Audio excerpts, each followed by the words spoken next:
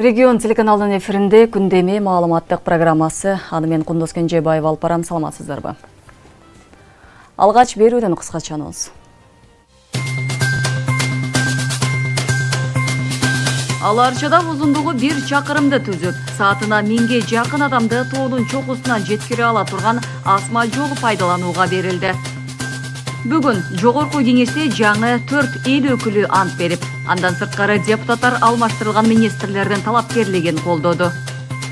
Вебкам иши боюнча 9 жылга абакка кесилген Даниэль Аджиев мөөнөтүнөн мурда эркиндикке чыкты. Аны бошотуу чечими жогорку деңгээлде кабыл алынып, президент ыйгарым көрсөткөн. Кадамжай району аркылуу өткөн Ош-Баткен-Разаков жолундагы жол кырсыгынан 4 адам каза болду. Манас шаарында 28 мектепте 39 миңге жакын окуучу билим алууда. Окуучулардын саны көптүгүнөн айрым мектептерде 3 нөмөт менен окутулат.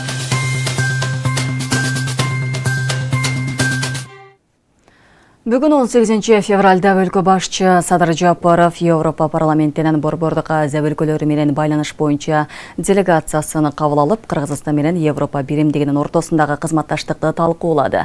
Италия, Германия, Франция, Чехия, Болгария жана Финляндиядан келген депутаттар кирген делегацияны төрайым Джузеппе Принчи жетектеп келди. Жолугушууда Кыргызстан менен Европа биримдигинин ортосундагы парламенттер аралык байланыштар, адам укуктары жана сөз эркиндиги маселелери каралды. Мамлекет башчысы Европа биримдиги менен мамилелерди чыңдоо тышкы саясаттын багыттарынын бири экенин белгиледи. Европарламенттин депутаттары өлкөдөгү социалдык экономикалык абал жана мамлекеттин башкаруу системасындагы өзгөрүүлөр боюнча пикирлерин билдиришти. Ошондой эле билим берүү тармагындагы байланыштарды, анын ичиндеги студенттерди алмашуу программаларын өнүктүрүү маселеси айтылды. Ассаламу алейкум, Москва шаарындагы бир туугандар. Барсмед клиникасынын жогорку сапатта көрсөтүлгөн кызматтары менен тааныштырып өтөбүз. Урология кызматы, инфекциялык жугуштуу ооруларды дарылоо, сүннөткө отургузуу, операция кылуу, гинекология, УЗИнин бардык түрлөрү, кош бойлуу эне жана балага кам көрүү, инфекциялык жугуштуу ооруларды кароо жана башка, стоматология, челюстно-лицевая хирургия, бет жак хирургиясы, тиш алуу жана салуу, брекеттин бардык түрлөрү, имплант коюу, тишиңизге керектүү бардык көйгөйлөрдү кароо. Андан сырткары төмөнкү адистердин кызматтары көрсөтүлөт. Гастроэнтеролог, кардиолог, хирург, дерматовенеролог, оториноларинголог, лор, травматолог, невролог, УЗИ, ЭКГ, анализдин түрлөрү, процедурный кабинет. Биздин дарек метро бульвар Рокоссовского, выход 2, улица Ивантеевская, 21. Барсмед клиникасы. Бүгін Бишкектен четиндеги Аларча жаратылыш паркында заманбап асма жолдон расмий ачылышы болду. Салтанаттуу иш-чарага мамлекет башчысы Садыр Жапаров катышып, туризм тармагындагы алдыда аткарылуучу бир катар ири пландар менен бөлүштү. Ал эми жаңыдан ишке берилип жаткан асма жол эс алуучулар үчүн жаңы мүмкүнчүлүк берип, туризмден өнүгүүсү үчүн жаңы багыт катары баалады. Өлкө тарыхында алгачкы жолу курулган Гандола тибиндеги асма аркан жолунун өзгөчөлүгү жана шарттары кандай, кийинки сюжетте баяндалат.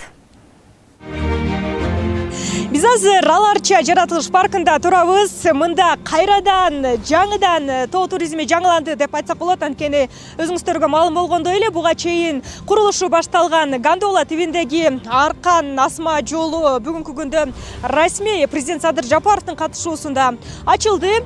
Ал эми бул асма жол жалпы деңиз деңгээлинен бийиктиги 2490 метрди түзүп, жалпы 1 чакырымды түзөт. Долбоор ишке ашканда жалпы элибиз да, чет өлкөлүк туристтер да кыргыз тоолорунун ажайып жаратылышын, кайталангыс кооздугун өз көзү менен көрүп, Кыргызстанды жаңы өңүттөн таанып билүүгө мүмкүнчүлүк алышат. Албетте бул аракеттер өлкөбүздүн туристтик мүмкүнчүлүктөрүн кеңейтүүгө багытталган маанилүү кадам болуп саналат. Бүгүнкү күндө Аларча жаратылыш паркында бир топ алгылыктуу иштер жүрүп жатат. Аны өз көздөрүңүздөр менен көрүп жүрөсүздөр. Асма жол менен катар бул жерде бардык шарттары каралган заманбап коттедждер курулуп пайдаланууга берилүүдө. Өлкө башчы ошондой эле бул жөн гана техникалык курулуш эмес, өлкөнүн туристтик потенциалын дүйнөгө таанытууга багытталган чоң кадам деп белгиледи. Долбоорду дүйнөгө белгилүү австриялык Doppelmayr компаниясы ишке ашырган. Андан тышкары президент эс алуу жайлардагы инфратүзүм толугу менен жаңыланып, коноктор үчүн бардык шарттарды түзүү уланаарын кошумчалады. Тактап айтканда, алдыда асма жолду 12 чакырымга чейин узартуу пландалууда. Экинчи этап көзөмөл өткөрмө пунктунан баштап төмөн жактагы жалпысы 12 чакырым аралыкты камтып, улуттук парктын эң кооз жана жетүүгө кыйын болгон аймактарына чейин барат. Кудай буюрса, ушул жылы башталат, марттын аягында. Эмдиги жылы 1 жылдын ичинде бүтүрөбүз деп турабыз. Аркан жолдо жалпы 10 киши бата турган 16 кабина орнотулган. Бул кабинанын өзгөчөлүгү ошол 4 тарабы тосулган панорамалык терезелер менен камтылган. Келген туристтер өзүнүн коопсуз жана ыңгайлуу шартта ушул жаратылышка күбө боло алышат. Ошондой эле 16 кабинанын экөөсү ошол комфорттуу сүйүүчүлөр үчүн атайын VIP кабинадагы даярдалган экен. Май айында бул жерде инфраструктурасы толук кандуу бүтөт, 100% бүтүп, анан ошол жерде ишке берилет, бардык условиялары болот. Биз 2026 жылга пландап атабыз 500 миллиондун тегереги киреше алышка. 500 миллион. Мунун бардыгы ошол мамлекетибиздин бюджетине келип жаткан акча каражат. Андан кийин быйыл жылына ушул тоо менен ушул тоонун ортосунда асма көпүрө, стеклянный мост деп коет. Ушунун азыр апрелдин 18-inde старт берүү пландап жатабыз.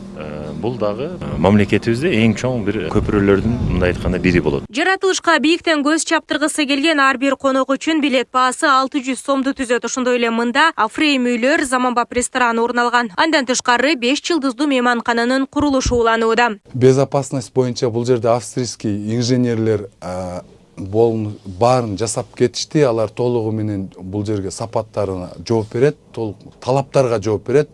Бүт шамалдын ылдамдыгына, шамалдын катуулугуна туруштук бере турган технологияда жасалган. Анан ошол австриялык инженерлер бизден дагы өзүбүздүн 10 инженерди даярдап, бүт баарын окутушту. Бул салынып баштагандан бүткөнгө чейин. Азыр биздин инженерлер дагы полный обслуживанияга даяр. Мындай жаңылануу туризм тармагында кирешени жогорулатат деген ишеним болууда. Алсак 2020 жылы ал акчанын кирешеси 29 миллион сом болсо, 2025 жылы бул көрсөткүч 262 миллион сомдон ашкан. Нурзада Сыдыкова, Кудайкал Сомуралиев, регион, Бишкек.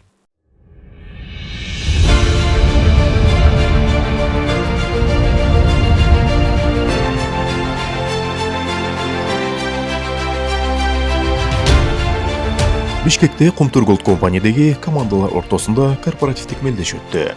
Бишкек шаарында Кумтур Голд компания жабык акционердик коомунун түзүмдүк бөлүмдөрүнө түзүлгөн 9 команданын ортосунда кичи футбол боюнча мелдеш болуп өттү. Иш-чара компаниянын түзүлгөндүгүнүн 33 жылдыгына карата уюштурулду. Мелдешке башкы кеңсенин балыкчы өткөл базасынын жана Кумтур кен жайынын кызматкерлери катышты. Мелдештин ачылыш аземинде Кумтур Голд компаниянын башкармалыгынын төрагасы Бузурман Субанов мындай спорттук иш-чаралар кызматкерлерди сергек жашоого үндөө менен бирге ич-чара ынтымакты бекемдөөгө, жамааттык тилектештикти арттырууга багытталганын баса белгиледи. Биз үчүн геологдор, тоо кенчилер жана тоо кен тармагына тиешеси бар башка кесиптин өкүлдөрү үчүн бекемден соолук жана жакшы физикалык даярдык күнүмдүк жашоонун ажырагыс бөлүгү. Кызматкерлер арасында өтүп жаткан бул мелдеш биринчи кезекте спортту, сергек жашоо образын жайылтууга, жамааттык тилектештикти арттырууга жана компаниянын 33 жылдыгын майрамдоого багытталды, деди ал. Ишкана жетекчиси катышуучуларга бүйүр кызыткан мыкты оюн каалап, эң татыктуулары жеңсин деген тилегин билдирди.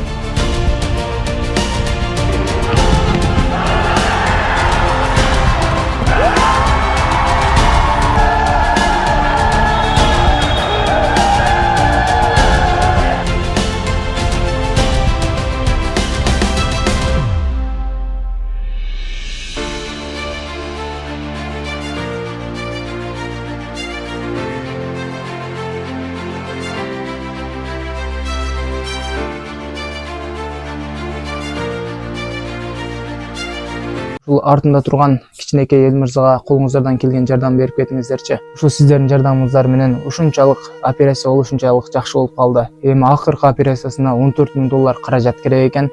Ушул акыркы операциясынан кийин болду, бала ушу менен басып кетет деп докторлор ошол Түркияда убада берип атышат экен.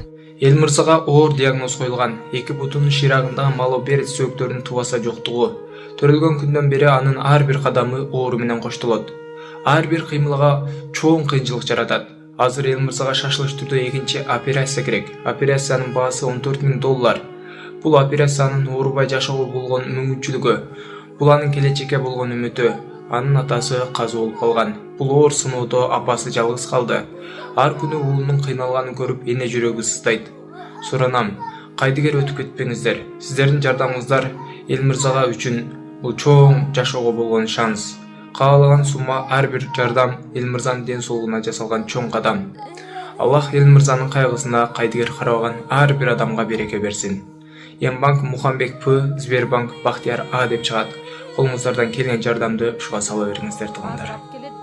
Бүгүн жогорку кеңеш УКМКнын төрагасынын жана 3 министрди дайындоого макулдук берди. Андан сырткары 4 жаңы келген депутаттар ант берип, аларга БШКнын төрагасы тарабынан төш белги жана күбөлүктөрдү тапшырылды. Ошондой эле алдыда парламентте санариптештирүүнүн алдындагы жогорку кеңештен 90 депутатына планшеттер алынары айтылды. Парламенттин ишин санариптештирүүнүн алкагында жогорку кеңештин 90 депутатына планшет алынат. Бул тууралуу жогорку кеңештин жаңы төрагасы Марлен Маматалиев бүгүн жалпы жыйында билдирди. Анын айтымында кагаз менен иштөөнү азайтуу, иштин натыйжалуулугун жогорулатуу, 5 жылга карата өнүгүү стратегиясы боюнча президент Садыр Жапаров менен жолугуп, жогорку кеңеште жасала турган иштер тууралуу маалымат бергенин билдирди. Мына ушундай бир 90 планшет Кудай бурса тапшырма берилди. 90 планшетке сиздерге жума күндөрү материалдар салынып турат. 4 папка болот. Бир папкада жыйындар, мына общий жыйындар залына, экинчиси комитетке, үчүнчүсү группалардын жыйынына, төртүнчүсү ошол ар кандай маселелер деп ушундай нерселерди силерге жүктөп турабыз. Бул албетте эффективдүүлүктү алып келет. Бул албетте бир топ ушул жакшылыктарга алып келет деп ишенем да. Анткени сиздер үйдө болобу, машинеде болобу, кайсы жерде болбосун, ошол жерде терең материалдарды изучать этип, терең мыйзамдарды изучать этип, бул жерге даяр болуп келгенге мүмкүнчүлүктөр түзөт. Андан соң жыйындын жүрүшүндө депутаттар тарабынан бир катар социалдык экономикалык маселелер көтөрүлдү. Анда депутат Гүлшаркан Култаева чек арага жакын жайгашкан өзгөчө статуска ээ калктуу конуштарды өнүктүрүү жана алардын коопсуздугун камсыз кылуу маселесин айтып чыкса, эл өкүлү Дастан Бекяшев жетим балдардын социалдык коргоосун күчөтүү зарылдыгын белгилеп, айрыкча балдар үйлөрүнүн бүтүрүүчүлөрүн акысыз турак жай менен камсыз кылуу маселесине токтолду. Ошону менен катар эле депутат мамлекеттик ипотека көптөр үчүн кол жеткис болуп калганын белгиледи. Да, есть, конечно, подвижки в том плане, что Жетим балдарыбыздын көйгөйү көп. Балдар үйүнөн чыккандан кийин алар кайда, эмне менен алек болуп жатышат? Аларга кандай билим берилген? Кантип аларды турак жай менен камсыз кылабыз? Алар мамлекеттик ипотекадан турак жай ала алышпайт. Бул маселени комплекстүү түрдө кароону сунуштайт элем. Мамлекеттик ипотека көптөр үчүн кол жеткис болуп калды. Баа өсүп жатат. Туруктуу кирешеси жоктор ал жактан турак жай ала алышпайт. Жатакана курабызбы же башкабы? Мамлекет аларга жардам беришибиз керек. Куда мы будем двигаться дальше? Давайте откровенно говорить, госипотечная компания, она уже для многих недоступна. Цены растут. Для социально уязвимых слоев населения, для лиц с инвалидностью, для сирот тех же самых, госипотека, она недоступна. Потому что у тебя должен быть доход. А что делать тем людям, у которых нету такого стабильного дохода? Им как жить? Где жить? Өз кезегинде Болотбек Борбиев алименттерди өндүрүү системасын заманбап технологияларды колдонуу менен өркүндөтүүнү сунуштап, бул багытта көптөгөн энелер ар кандай тоскоолдуктарга туш болуп жатканын айтты. Акыркы убакта алименттерди төлөп берүү маселелери менен кайрылып жаткандардын саны көп. Себеби көптөгөн энелерибиз алимент убагында ала алышпай балдары жапа чегип жатышат да. Ушул боюнча бир азыркы технологиянын жетишкендиктерин колдонуп, санариптештүүнү максималдуу колдонуп, ушуну бир системага салууну сунуш кылат элем. Ушуну тиешелүү тапшырмаларды берип коюңузду өтүнөм. Андан соң өткөн жылы өткөрүлгөн 30 ноябрдагы шайлоодо жыйынтыгы жокко чыгарылган номер 13 шайлоо округунан добуш алган 3 талапкерге жана кечээ мандаты тапшырылган айтылган. Элдар Сулаймановдун ордуна келген депутатка БШКнын төрагасы төш белги жана күбөлүктөрдү тапшырды. Мен Карабекова Айгүл Асановна Кыргыз Республикасынын Жогорку Кеңешинин депутаттын ыйгарым укуктарын аткарууга киришип жатып, Кыргыз Республикасына берилгендигин билдирип, Кыргыз Республикасынын Конституциясын жана мыйзамдарын сактоого, өз милдеттеримди бүткүл элдин кызыкчылыгында жоопкерчилик менен аткарууга, Кыргыз мамлекетинин эгемендигин, аймактык бүтүндүгүн жана көз карандысыздыгын коргоого ант беремин. Аны улай буга чейинки акыркы жагдайларга байланышы бар айрым депутаттар мандатын тапшырат деген айын кептер боюнча эл өкүлдөрүнүн пикирин угуп көрдүк. Мен ал боюнча маалыматым жок. Мен да сиздердей эле маалымат жок ал боюнча. Мен комментарий бербейм, ал БШК чечим чыгарды. Эми ал кандай жагдайлар белгисиз, билбейм. БШКдан сураш керек го. Ал боюнча кабарым жок экен. Кече гана жаңылыктардан көрдүк. Биз мурда коллега кесиптешибиз болуп калды. Элдер Сулайманов өзүбүздүн арызы негизинде мандатын тапшырган боюнча. Башка парламентарийлерден кимдер тапшырат боюнча эч маалымат жок бизде. Болгону соц тармакта талкуу болуп атат, ошол болуш керек. Күнөөлүү кишилер, ошону кылгандар, ошону алып баргандар, алар кеч керек негизи. Бул туура эмес өзү. Андан сырткары жыйындын жүрүшүндө депутаттар УКМКнын төрагасын жана 3 жаңы министрдин талапкерлигин кызматка дайындоону колдоп, эл өкүлдөрүнүн баары макул деп добуш берди. Сиздерди куттуктаймын. Бүгүнкү дайындалышыңыздар менен иштериңиздерге ийгилик каалаймын. Колдодук албетте. Бирок кача бир жерде сурап жоопту алсак ошого. Мына УКМК, ну как в фильмах ужасов, все действительно дрожали, не дай бог ГКМБ завтра придет. По любому вопросу на самом деле дрожали.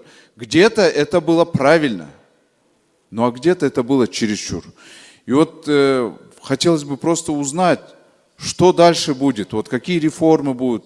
Ошону уксак жакшы болот эле да. Андан соң күн тартибиндеги маселелерди кароого өткөн депутаттар Кылмыш Республикасынын Кылмыш жаза кодексине өзгөртүүлөрдү киргизүү жөнүндө мыйзам долбоору каралып, 3-чү окууда кабыл алды. Аталган мыйзам долбоору альтернативдик кызмат өтөп жаткан жарандардын альтернативдик кызмат өтөгөндүгү үчүн мобилизациялык резервдик жыйындарга, ошондой эле запастагы офицерлерди даярдоо программасы боюнча мобилизациялык резервдик жыйындарга катышкандыгы үчүн белгиленген төлөмдөрдүн өлчөмүн аныктоо максатында иштелип чыккандыгы белгиленген. Нурзат Көчүмкулова, Майрамбек Абдибилал уулу, регион Бишкек. Юстиция министрі Аяз Байетов сот процесстерин санариптештирүү жана отурумдарды видео байланыш аркылуу чагылдыруу кечигип жатканын айтты. Бул маселе бүгүн ынтымак ордодо министрлер кабинетинин төрагасы Адылбек Касымалиевдин катышуусунда өтүп жаткан мамлекеттик мекемелердеги бюрократияны жоюу боюнча жыйында көтөрүлдү. Аяз Байетов министр катары Казакстандын жана Орусиянын мисал тажрыйбасын келтирип, адвокат сот отурумуна онлайн катыша тургандай мүмкүнчүлүктөр кириши керектигин белгиледи. Анын айтымында кайсы бир тарап катышпай калганы үчүн процесстер созулуп жүргөн учурлар көп кездешет. Адылбек Касымалиев мамлекеттик мекемелерде айрыкча аткаруу бийлигинин төмөнкү органдарында бюрократиялык көрүнүштөр болуп жатканын белгилеп, бул багытта да ишти тездетүүнү тапшырды. Бюрократияны жоюу боюнча тапшырмалар толук аткарылбаганы үчүн Касымалиев илим, жогорку билим берүү жана инновациялар министри Гүлзат Исаматова жана орун басарларына ооз-эки эскертүү берди. Экономика жана коммерция министрлигине караштуу монополияга каршы жөнгө салуу кызматынын төрагасы Жээналы Орозбаев кызматынан алынып, ордуна Айбек Мамыралиев дайындалды. Мекеменин басма сөз кызматы маалымдагандай, жаңы төраганы агенттиктин эмгек жамаатына министрдин орун басары Беназир Нурланова тааныштырды.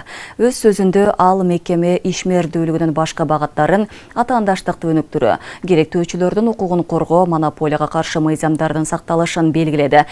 Социалдык маанилүү товарлардын баасына көзөмөл жүргүзүү керек экенин айтып, базарларга активдүү мониторинг жүргүзүү тапшырмасын берди.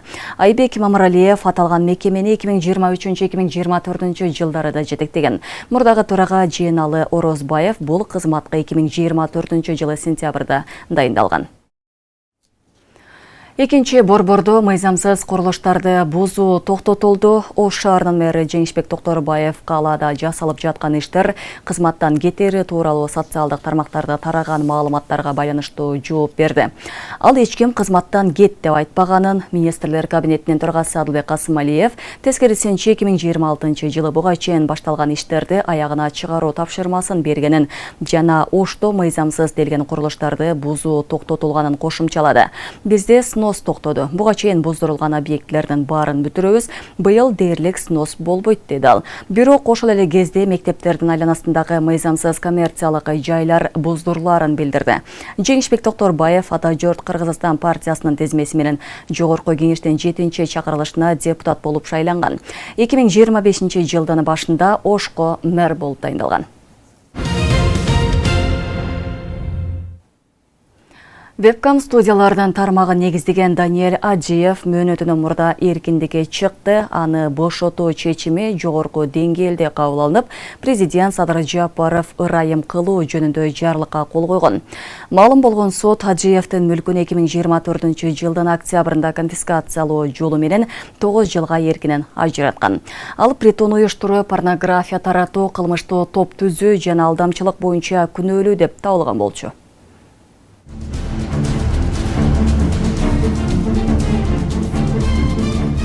Вебкам студиялардын тармагын негиздеген Даниэль Аджиев мөөнөтүнөн мурда эркиндикке чыкты. Аны бошотуу чечими жогорку деңгээлде кабыл алынып, президент Садыр Жапаров ырайым кылуу жөнүндө жарлыкка кол койгон. Бул тасмада Аджиевдин боштондукка чыккандан кийин үй бүлөсү менен жолукканын көрүүгө болот.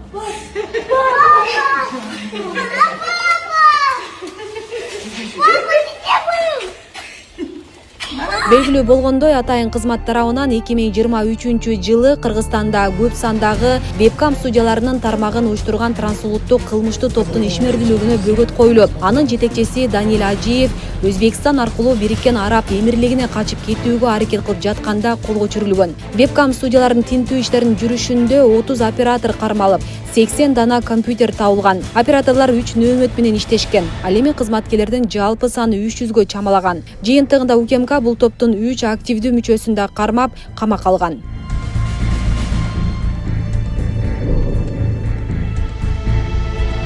Сот Аджиевдин мүлкүн 2024-жылдын октябрында конфискациялоо менен 9 жылга эркинен ажыраткан. Ал притон уюштуруу, порнография таратуу, кылмыштуу топ түзүү жана алдамчылык боюнча күнөөлүү деп табылган. Даниэль Аджиевдин мамлекетке алынган мүлкүнүн жалпы баасы 262 миллион сомду түзгөн.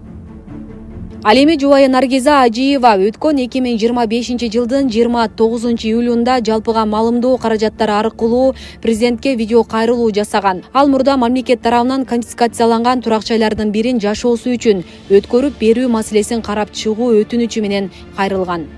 Прошу, оставьте, пожалуйста, задекларированную часть имущества. Мындан кийин мамлекеттик жетекчилик Аджиеванын оор дартка чалдыккан баласы бар экенин эске алуу менен ага күйөөсүнүн мамлекетке өткөн үйүн тапшырууну чечкен. Наргиза Аджиеваны мурдагы УКМК төрагасы Камчыбек Ташиев кабыл алып, батир жана өзүнүн жанынан жаңы автоунаанын ачкычын берген. Кайрадан көзкөнүздү алып, сизге кайтарып берип атабыз. Документти сиздин үйүңүзгө жазып берип атабыз. Чоң рахмат бердим. Мына сиздики. Чоң рахмат.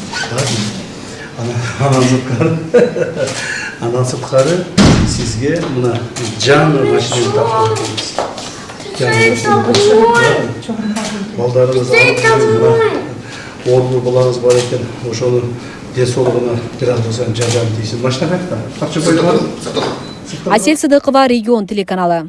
Ладно, улум, машина силердики болот, ладно? Жакшы жүргүлө мен, а? Ден соолугу, а?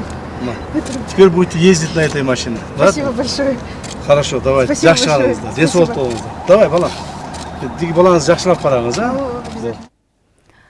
6 күн мурда Жайыл районундагы Бороондо аймагында көчкү басып калган чабандын сөөгүн куткаруучулар бүгүн тапты. Бул тууралуу министрликтин басма-сөз кызматы билдирди. Маалыматка ылайык, уланып жаткан издөө иштеринин натыйжасында маркумдун сөөгү бүгүн 18 февралда табылып, кар алдынан чыгарылды. Издөө иштеринде 70 адам катышты. 12 февраль күнү Чүй облусунун Суу Самыр айыл аймагындагы Бороондо жайлоосунда 59 жаштагы чабанды 50 баш кою жана аты менен чогуу кар көчкү басып калганы кабарланган. Ошондон бери жүргүзүлгөн издеп куткаруу иштери жыйынтык бербей келаткан. Кадамжай району аркылуу өткөн Ош Баткен Разаков жолундагы жол кырсыгынан 4 адам каза болду. Бул тууралуу Баткен облустук жол милициясы билдирди. Маалыматка ылайык кырсык 17 февраль күнү саат 11:40 чамасында болгон. Анда Оржук ташуучу унааны башкарып келаткан 30 жаштагы жаран каршы тилкеге чыгып, 28 жаштагы жаран башкарып бараткан Mercedes-Benz үлгүсүндөгү жеңил унаа менен кагылыша кеткен. Кырсыктын кесепетинен жеңил унаадагы 4 адам каза болуп, жаран Кадамжай шаардык ооруканасына жеткирилген. Жергиликтүү басылмалар каза болгон жарандар бир үй бүлөнүн мүчөлөрү экенин жазышууда. Учурда тергөө иштери уланууда. Манас шаарындагы базарда акциздик маркасы жок дээрлик 10 000 дана тамеке продукциясы аныкталды. Бул тууралуу мамлекеттик салык кызматынан билдиришти. Текшерүүдө акциздик маркасы жок жалпы суммасы 1,163,4 миң сомду түзгөн 9695 дана тамеке буюмдары. Ошондой эле 24 таңгак мыйзамсыз электрондук тамеке жана 33 дана тыюу салынган түтүнсүз тамеке продукциясына окшош заттар табылган. Аныкталган товарлар мыйзамда белгиленген тартипте тартып алынып, тиешелүү материалдар укуктук баа берүү үчүн укук коргоо органдарына өткөрүлүп берилди. Кыргызстандын мусулмандар башкармалыгы орозо мурда айтылгандай эле 19 февралда баштала турганын дагы бир ирет бекемдеп айтты. Буга чейин социалдык тармактарда орозо 18 февралда башталат деген маалымат тарап кеткен. Буга себеп катары Сауд Аравия менен Бириккен Араб Эмирлигинде ай көрүнгөнү айтылууда. Ошол эле учурда чет элдеги ЖМКлар башка бир катар мамлекеттерде ай көрүнбөгөнүн кабарлашууда. Адаттагыдай эле Арапа бүгүн 18 күнү болсо, эртеси 19 февралда мусулмандар орозо тутуп баштайт. Эске салсак, ороз айын 19 февралда баштоо жөнүндө чечим Түрк тилдүү мамлекеттер уюмуна мүчө өлкөлөрдүн муфтияттарынын алдындагы фатва кеңеши тарабынан кабыл алынган. Манас шаарында мектеп жетишсиздиги курч маселе бойдон калууда. Айрым билим берүү мекемелеринде окуучулардын саны нормадан ашып, сабактар 3 нөмөт менен өтүлүп жатат. Бул жагдай окуу сапатына таасир этүүдө. Учурда шаарда 2 мектептин курулушу жүрүп жатат. Мындан сырткары дагы 6 мектепте куруу пландалууда. Манас шаарында учурда 28 билим берүү уюму окуучуларга билим берип келет. Бирок бул калаадагы өспүрүмдөр үчүн жетишсиз. Айрым мектептерде окуучулардын саны көбөйүп, класстарда орун жетишсиз болууда. Шаардагы 28 билим берүү уюмунда учурда 38.850 окуучу билим алат. Бул нормадан алда канча көп. Шаарыбызда 28 мектеп болгон болсо мамлекеттик, анын кубаттуулугу деп коет, жана окуучу сыйымдуулугу деген өзү норматив боюнча 14.744. Муну 2 миңге көбөйткөндө 28-29 миңге жетет. Бирок азыр окуп аткан окуучулардын саны 38.844 болуп атат. Ошондо дагы бир топ мектепке муктаждыгы бар да. Ошондуктан кээ бир мектептер 3 миңге чыгып атат, кээ бир класстарда. Анан биздин Манас шаарыбыздагы чоң шаар болгондуктан бул жерден ушундай көйгөй бар. Себеби калктын саны тез өсүп аткан шаарлардан. Мектеп таңкыстыгын жоюу максатында учурда шаарда 2 мектептин курулушу жүрүп жатат. Алар ушул жылдын сентябрь айында пайдаланууга берүү пландалууда. Андан сырткары дагы 6 мектепти куруу каралууда. Таңкыстыкты жоюу максатында быйыл 6 мектептин курулушу пландалууда. Бул курулуш республикалык бюджеттин эсебинен жүргүзүлөт. Курулуш мектептеринин даректери бул Курманбек аймактык башкармалыгында Мамбеталиев көчөсүндө, Чолок Терек айылында, Арал айылында, Ак Телек айылында жана кошумча корпустар бул биздин 5 мектепте жана 21 мектептерде кошумча корпустар курулат. Андан сырткары өткөн жылы курулушу башталган 2 мектебиз бар. Бул Бакиров жана Бакиев мектептери. Бул мектептин курулуштары быйылкы жылы аяктап, 1 сентябрь күнү пайдаланууга беребиз деген пландарыбыз бар. Бирок маселе бир гана имарат менен чектелбейт. Мектептерде мугалимдердин тартыштыгы да сезилүүдө. Учурда сабактар үзгүлтүксүз уланып жаткан менен орус тилинен берүүчү химия, физика адистери жетишсиз. Шаардык билим берүү бөлүмүнүн маалыматына ылайык, мугалимдердин жетишсиздигин жоюу үчүн жогорку окуу жайлар менен кызматташуу жолго коюлууда. Анткени менен айлык маянанын аздыгынан улам жаш кадрларды тартуу таталга турууда. Ошол окуучулардын көптүгү дагы бар, анан жанагы мугалимдердин жетишсиздиги дагы маселе болуп келген. Азыркы күндө өтүлбөй калган сабак жок биздин шаарыбызда. Бирок жанагы кээ бир мугалимдерге таңкыстык билинип атат. Мисалы математика, химия, физика предметтери орус тилиндеги окутуу тили боюнча ушарда жетишсиздик билинет. Эгер бир мугалимдер келген болсо, заматта жумуш табылса болот да, мисалы. Ошондуктан биз мына университет, мамлекеттик университеттерибиз бар. Алар мына жыл сайын бизге практиканттарды жиберет. Алар ошол мектептерге келип практикасын өтүп, ошол жерде ошол мугалимдик кесип эмне экенин, анан кантип иштеш керек экенин үйрөнгөндөн кийин ошол жерде калып калуу дагы көп ошондой жол менен келишет. Бул боюнча көп иштерди алып барып атабыз негизи. Мына мамлекеттик университеттер менен, башка шаардагы университеттерден келишет бизге, мына калк көбөйүп атпайбы? Ошондон жанагы ички миграция менен мугалимдер деле келет. Окуучулардан келип атат, мугалимдер деле келет. Бирок ушул орус тилиндеги предметтер жетишпейт. Өлкө аймагында жалпы 2394 жалпы билим берүү уюму бар. Анда 1,5 миллиондон ашык бала билим алат. Агартуу министрлиги Бишкек, Ош, Манас шаарларында жана Сокулук, Кара Суу, Ноокат, Сузак, Базар Коргон райондорунда ашыкча жүктөө менен окутулаарын билдирген. Дастан Осмонов, Шайыр Зайырбек уулу, Регион.